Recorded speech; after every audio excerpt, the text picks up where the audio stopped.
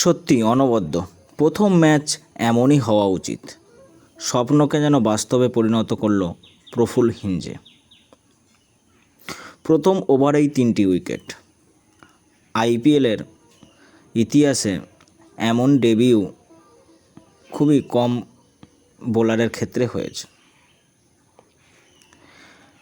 গতকালের ম্যাচে আর টসে জিতে এসআরএইচকে ব্যাট করার স্বাগত জানায়। এসআরএইচের ওপেনিং জুটি ট্রাভিস হেড এবং অভিষেক শর্মা ভালো কিছু করতে পারেনি। তারপর ক্যাপ্টেন ঈশান কিষান নিজের কাঁধে ম্যাচের দায়িত্ব নেয়। বুদ্ধিমত্তা এবং দুরন্ত ইনিংস উপহার দেয় তার দলকে। 44 বলে 91 রানের খুব সুন্দর একটা ইনিংস খেলেন তিনি। 4 এবং 6 বন্যা তার ব্যাট থেকে ঝরতে থাকে। সঙ্গ দিয়েছিল হেনরি ক্লাসেন, নীতিশ রেড্ডি। অবশেষে 20 ওভার শেষে এসআরএইচ 216 রান তোলে। জবাবে আর ব্যাট করতে নামলে এসআরএইচের জোরে বোলার প্রফুল্ল হিঞ্জে তার প্রথম ওভারেই 3টি উইকেট তুলে নেয়।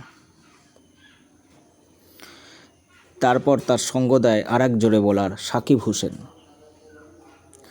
দুইজনে মোট 4টি করে 8টি উইকেট তুলে নিয়েছে। ঈশান মালিঙ্গার খাতায়ও সংগ্রহ হয়েছে 2টি উইকেট। আর এর নড়বড়ে ইনিংসকে রবীন্দ্র জাদেজা এবং ফেরেইরা মিলে ধরলেও তা শেষ অবধি নিয়ে যেতে ব্যর্থ হয়।